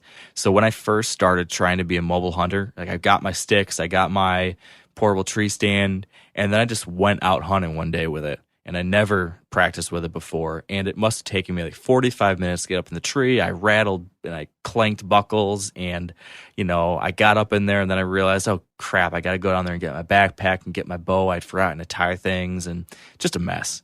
And year after year after year after year after year, I've gotten a little bit better every year and fine-tuned my system a little bit to the point where now I've got a much better system in place. And, I'm just continuing to modify it and trying to make it quieter, trying to make it smoother. But tell me about what your process is. How do you, or what things do you try to do to make that process as smooth or as efficient or as quiet as possible? Because I'm sure those things are important to you too. Yeah, so I have a couple trees in my backyard, and they're not necessarily the easiest trees to climb either. Aspens with lots of limbs and things like that. And when I'm trying all these different climbing methods, or even if it's something that I'm familiar with, I always tinker and I go around in the backyard and I try climbing with it. And just from a consequence of how often I'm back there trying one thing or another, I become really comfortable with my equipment, and I become much more efficient being able to use them. It all becomes kind of second nature. And so I think that's definitely something that's helpful versus a guy that, breaks his stuff out a week before the season and just throws it in the truck and gets ready to hit the woods. The other thing that I'll do fairly often, especially this time of year because the leaves are down and I don't want to get that awkward feeling of the neighbors watching, is I'll just go out and climb the trees in the dark. And usually there's enough moonlight or street light, ambiance that I can see what I'm doing even without a headlamp. And just having that little bit lower level of visibility helps me get, again, much more familiar with my equipment. That's smart. I like that, because that's a scenario that at least I find myself in more and more often, wanting to go and do a run and gun set in the morning, and you're doing it an hour and a half or 2 hours before daylight or whatever it is. And when I first started trying to do that, that was just kind of a disastrous scenario. I didn't feel comfortable doing it. But now I've done it so many times that you can do it with a headlamp. But practicing it the way you're talking about it's smart, especially if you're just getting started. Let's take the next step then. We start on the ground. We've talked about our ropes. We've talked about our climbing method. We've talked about the process of getting up there. And I guess one other thing, let's keep on climbing the tree. Your process of, getting your pack or your bow or anything like that. Do you have everything on your back when you climb up into the tree, or do you have your bow and your pack on the ground and you pull them up with ropes? Or what about your sticks when you're going up with? Do you have all your sticks in your backpack and then you pull them off as you start going, or how do you connect all these things to you as you ascend? Yeah, so if I were using the one stick method, I probably would have my bow on my pack. But typically what I would do, and I'll explain this for, the 3/4 stick setup, because that's most often what I would do and probably what is more common for a lot of the listeners. So I get to the tree, I take the sticks off the pack, lay them all on the ground, same thing with my saddle platform, and I lay the bow down. And then on my pack, I have a retractable pull-up rope, a Doyle's gear hoist that I'll often use, and I'll just connect that to the bow and I'll put the pack back on my back. Then I'll take the saddle platform, I'll hang it on a loop on the back of my saddle, so it's right in the middle of my behind. And then I'll take the sticks, I'll take one of them, stick it right on the tree. Then I'll take sticks 2 and 3, and I'll hang them on the sides of my harness at my hips. And then I'll take that last stick, if it's a 4-stick hunt, and I'll climb up onto the first stick, attach the lineman's rope, and put that second stick on. So then at that point, I have 2 sticks on the tree. I have my pack, my saddle platform, and sticks 3 and 4 all ready to go. So I just continue climbing with that lineman's rope. I'll take one of the sticks off one hip, stick it on the tree, keep climbing, take that 4th stick off, attach it, keep climbing. And then once I get up to hunting height, essentially, I'll take the saddle platform off the back of the saddle and I'll stick it onto the tree, climb up onto it, hang the tether first, then climb up onto the platform and take out a little utility strap from one of my saddle pouches. And that utility strap has 2 hooks on it, one for the bow, one for the pack. So once that's on the tree, I'll take the pack off my back, hang it on one of those hooks. Then I'll go and pull the bow right up and hang it on the other hook. And assuming I wasn't filming, that would be it. From that point, I would be essentially ready to hunt. And getting back down to the ground would be the same thing in reverse. Yeah. How do you attach sticks 3 and 4 to your saddle? What are you using to connect it? So there's little plastic clips that you can buy. Eastern Woods Outdoors sells these little Kydex things. I've also taken like the little like snaps, little plastic snaps that you can have for like keychain holders and things like that. And I just kind of break them in half and kind of use zip ties to hold them onto the saddle mesh. And basically just gives me a little bit of a hook on that saddle. And then what I can do on my sticks and my saddle platform is I take a little piece of paracord or tent guy line or something like that, and I will just tie a loop, maybe 2 inches in diameter or so, 2-3 inches in diameter, onto the top of the sticks and the platform. So then I'm able to just basically take those and hang them on those little hooks on the saddle. Nice. So your platform, now that you use a saddle, that's kind of replaced a tree stand platform, of course, in most cases. But I know you used to do some different modifications to tree stands, and a lot of people still do that. I'm curious, do you make any mods to your platform similar to what you would do with a tree stand? Or are you using a platform, or have you ever tinkered with making your own I know some guys have made their own platforms. I know that Tethered makes one, the one I use that I like a lot.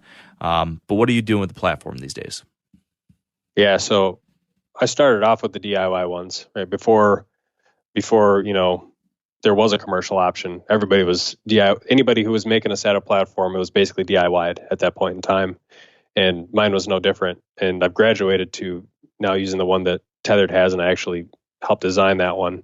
But I don't really make too many modifications to it myself. The only thing that I do is I spray painted it, and then I added on, the little loop so I can hang it from my saddle. And I use the mini Versa strap, and then I also, the Versa button that's cast into that post. Yeah, I ground the diameter of that down a little bit, so it's a little bit easier for me to put on the loop of the Versa strap, the mini Versa strap, and that's really all that I've done to it. At one point, I wrapped it with paracord, but then I felt like I wasn't able to use the traction on the side quite as well, so I ended up taking it off. Okay. I put I got stealth strips on the post, but apart from that, I really haven't modified it too much. Okay, so you alluded to a few things that I know you do with tree stands too, or have. But for people that don't use a saddle and they're still using a tree stand of some kind, a lone wolf or an XOP or whatever it is, but they want to hunt in a mobile fashion.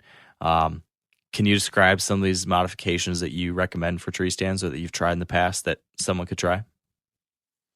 Yeah, so for any of the posts, I did that on the saddle platform. I've done it on my lone wolf stands in the past. I like putting cell strips on there because, number one, it adds camo. It makes it a soft touch, warmer to the touch. So you're not holding cold aluminum on your bare hands when you're trying to hang the stand. And then, of course, it makes contact much, much quieter. So if you were to bang the buckle on the post or any part of the platform, it would make a whole ton of noise typically right out of the box. But once you add that stealth strip material, which is, that nice kind of micro fleece, and you do the same thing with the buckle, if you're going to be using a buckle, then it really does make a huge difference if you do have that accidental contact. And apart from that, you would just have to be really careful to make sure that you don't make that metal-to-metal clang. But my experience, as careful as you are, you usually still mess up at some point. Yeah. And that could be the end of a hunt, depending on where you're set up. So I like the stealth strips where applicable. On the platform itself for a tree stand, what I've done is wrap the edge. And what I like to do on the outer rim of the platform is use even something a little bit heavier than paracord, like a 1/4 inch polyester camo rope or something like that. Because number one, it really adds a lot of thickness and a lot of noise deadening ability, especially when you let that post kind of swing down. If you got the bolts a little bit loose and normally it would make that big slap, it really deadens that down entirely. And then also it gives you a little bit of a tactile feel for where the edge of the platform is without having to look down at it. So if I have that 1/4 inch rope wrapping the outer rim of my platform, even though it adds a little bit of weight, it makes it a little bit more user-friendly from my perspective. Yeah. And then the seat, I've experimented with a couple things on the seats. Actually, on my lone wolf, I took the seat off at one point. I put an XOP seat on with a little bit bigger size and the much beefier pad. I've looked into ways. There's a way you can actually take a Millennium seat, like off of their M60Us, I think it is, and modify that onto a lone wolf. I never did that one. Is that the sling? Sling style seat, kind of? No, it's not a sling. It's kind of like a lawn chair. Almost. Yeah. It's like a really tightly held mesh. Tight mesh. Yes, that's kind of what I was thinking. Yeah. Yep. Yeah. So there's ways to do that. I haven't done it myself, but those are options. And now after saddle hunting for a while, I realized that, like, if I go back to a tree stand now, I've gotten so used to so many different things that I feel like I don't even really need the padded, big seat as much. I'm more comfortable with a more minimalist system now than I ever used to be. Yeah. So where do you stand on the saddle thing? I started using one 2 seasons ago now, and I've just been floored by the things it allows you to do. So I've become a huge believer.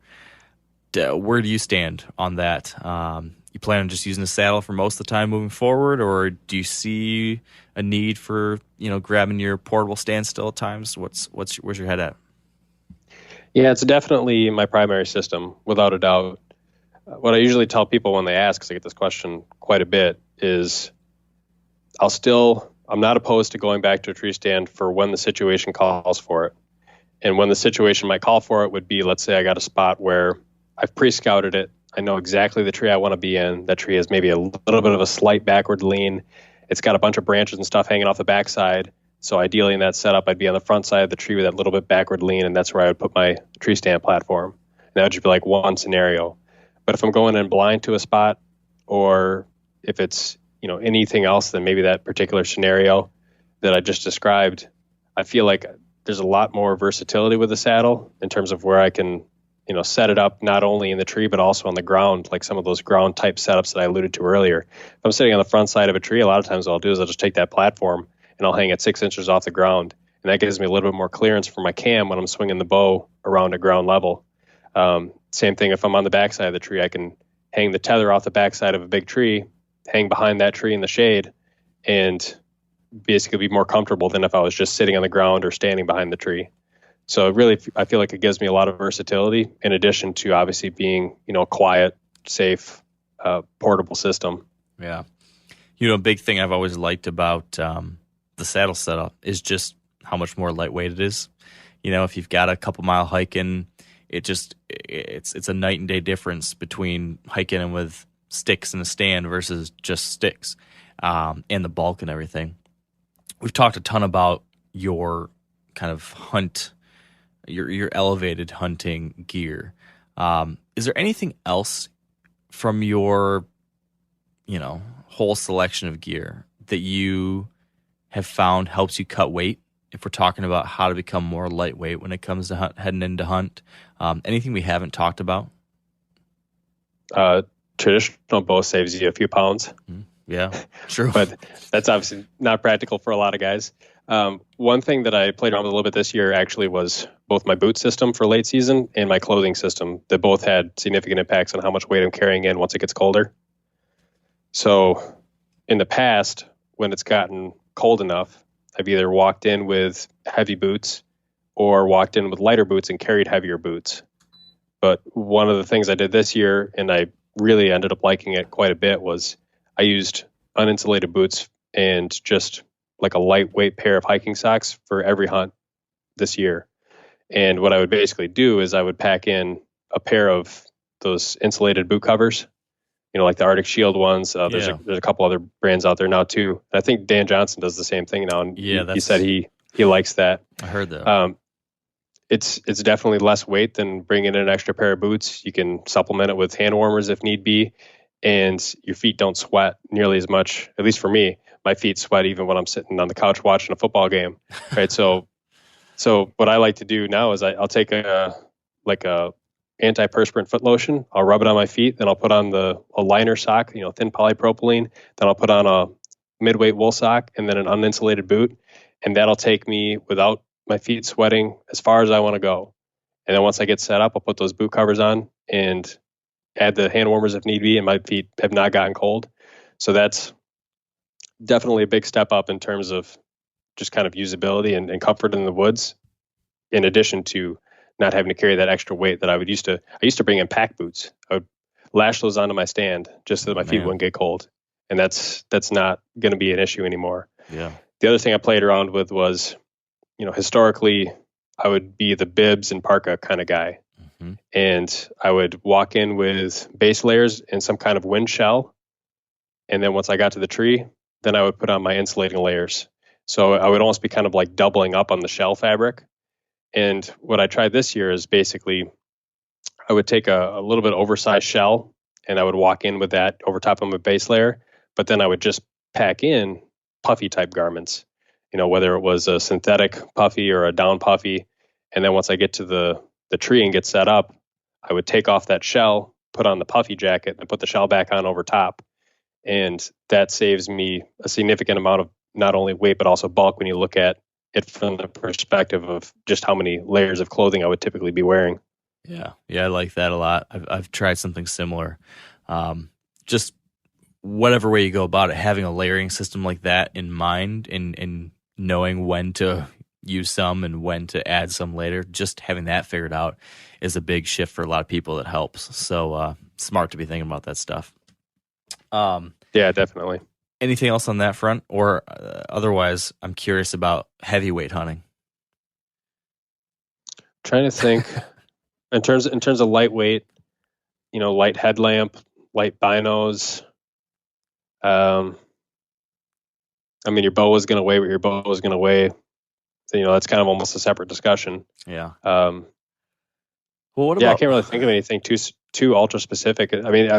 Like I mentioned, I don't really carry all that much stuff. If I didn't pack in camera gear every hunt, then my setup would be, nearly as minimalist as just about anybody. I almost wouldn't even need to bring a pack on a lot of hunts until it gets colder. Yeah, that's a good point you bring up. You're filming your hunts, and more people want to do that. I've self-filmed a ton of hunts, and I know it's really cool, but it's also a real pain in the butt. Any advice as far as how you fine-tuned your self-filming system? Any favorite pieces of gear? Anything worth mentioning there? So I've come to learn that a head-mounted camera is, in my experience and opinion, a must-have. I've found that there's been so many times that the head-mounted camera has saved me when I wasn't able to get great footage on the main camera, that it's absolutely always a part of my system now.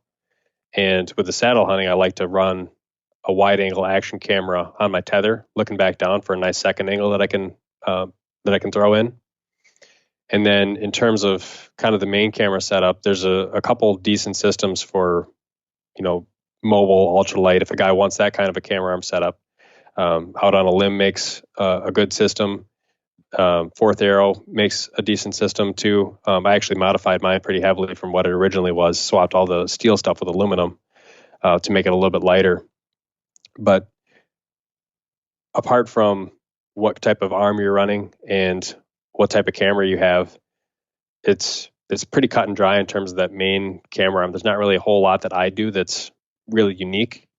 The head camera is definitely something that I feel like if a guy's having issues or struggles with self-filming his hunts as is, adding in a head camera and running an external battery into that camera and just letting it record the entire evening hunt makes it a lot easier to get done what you need to get done without worrying about hitting extra buttons and making extra movements.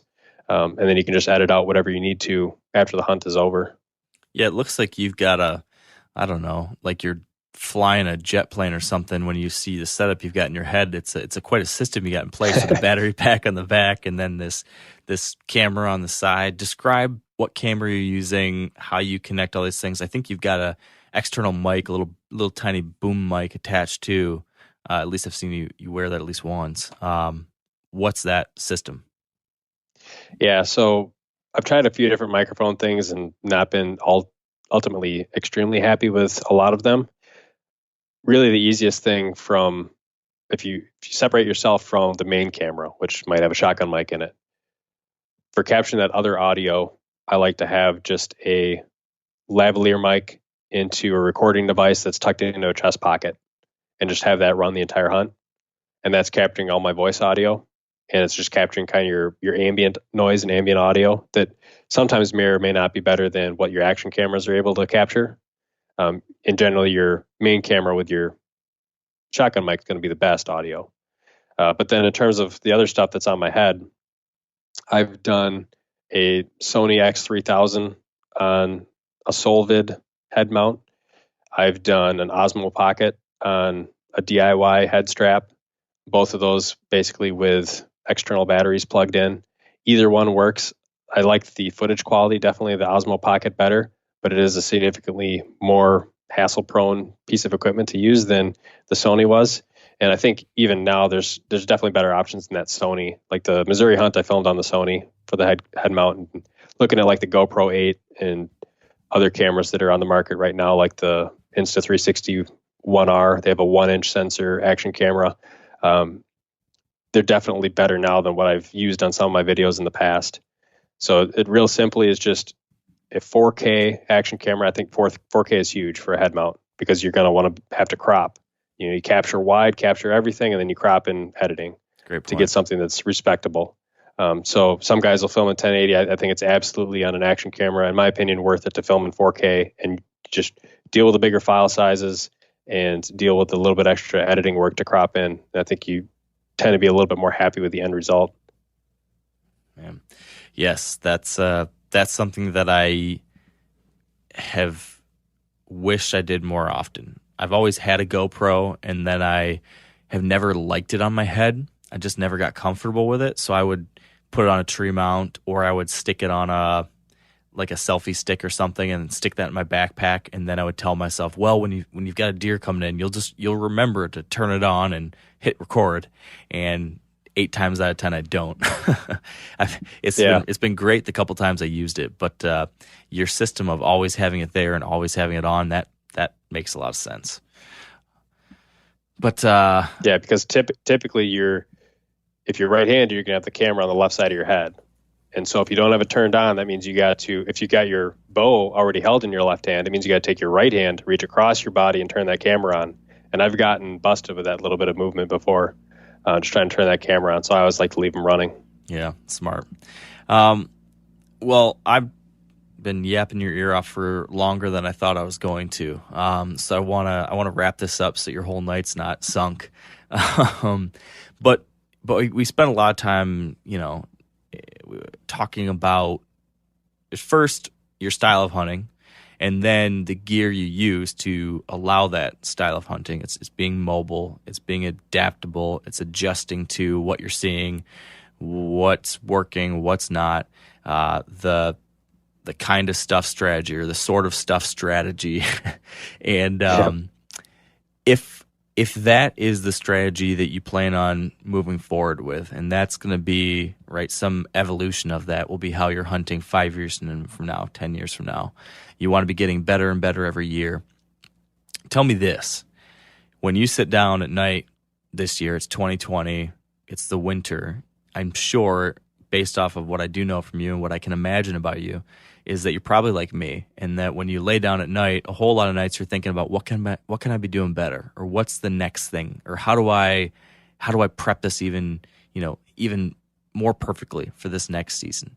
For you, what's next? What's the next step? What do you feel is that next evolution you need to take or you want to take to better fine-tune how you go about hunting deer? And maybe that's a gear thing, maybe it's a strategy thing, maybe it's some combination of the two. I'm just curious where your imagination is pointing you right now. So one thing for sure is definitely even more boots on the ground for some of the stuff that I hunted last year. There was definitely areas that I hunted that were new, and I was able to get on deer and kind of figure it out in the moment. But like I mentioned earlier in the podcast, if I can go back in there knowing what I know now and just pick those areas apart, then I'll know the exact right tree to be in the first hunt, rather than picking it apart and figuring out after 2 or 3 different hunts. And I think one thing that I could do better also is identify deer that I might want to go after. I've never really done a great job at that, in terms of using trail cameras and figuring out, okay, I know these particular deer in these particular areas, and now based on that, I'm going to go back in there. A lot of times what I usually end up falling into the trap of is I'll just hunt in a place that I want to hunt and hope that there's something out there that I want to go after. And sometimes I'll be totally happy filling doe tags, or if I'm hunting with a traditional bow, I'll be happy with just about whatever. But I've never really said hey, there's this deer here, I'm going after him. And maybe that's something I'm not quite ready yet for. But I think that as I continue to get more and more years of doing this really mobile type strategy, and I see more and more things in more and more different places, that eventually if I get to the point where I do want to say, I want to go after this deer or a deer of this particular caliber, I think the next step for me is really getting a better handle on identifying and locating exactly where those deer might be, because there's not as many of them out there as we'd like to hope always. So that's definitely something where I could learn to improve on. Yeah, well, I like where your head's at. That's definitely something that I have experience with, and I'll just give you one word of warning, is that if you go down that path, it is addicting, it is all-consuming, and it will keep you up at night. But it's a lot of fun. It's a lot of fun to try to figure a deer out. Frustrating at times, but a ton of fun. So that's pretty awesome, man. I'm getting a kick out of the things you're doing and the stuff and the stories you're sharing and the way you're approaching gear, and I'm learning stuff. So I appreciate that, and I'm sure everyone listening does too. So if people want to follow what you're up to, learn more about the million different things you've got going on, where can they find your content? Sure. So most of my content is on my YouTube channel. That channel is called DIY Sportsman. You can just type that into the search bar on YouTube and it'll pull right up. I also have a Facebook page, Instagram, under the same handles, DIY_Sportsman for Instagram and DIY Sportsman for Facebook. I have a website, DIY-sportsman.com. And then I also have a podcast that's through the Sportsman's Nation podcast network. So the network that Dan runs, I have the DIY Sportsman podcast. So those would be all places where people can look up the content that I offer. Awesome. Super cool stuff, Garrett. Keep up the good work. And thanks so much for taking some time to chat tonight. Yeah, absolutely. Had a great time. Let's follow up it again sometime soon. Sounds good. And that's going to do it. Another episode in the books. Thank you all for listening. Hope you guys found this one to be interesting. I know I did. Again, I just want to reiterate the whole safety thing with any of this stuff, using tree stands, using saddles, using different climbing methods. Place safety first. If Your life is in your own hands. Take that seriously. Be safe, stay connected, use the proper safety tools and methods, and don't risk your life trying to get a deer. All that said, have a wonderful day. Have a great weekend. Enjoy the rest of your run on the treadmill, your day at work, or your drive home, whatever it is. And until next time, stay wired to hunt.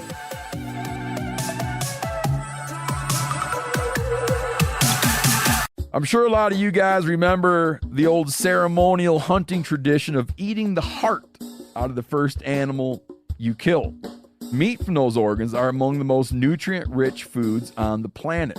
You can get those same benefits your ancestors craved via convenient daily capsules from Heart and Soil. Find out more at heartandsoil.co. And remember, use code MeatEater for 10% off your purchase.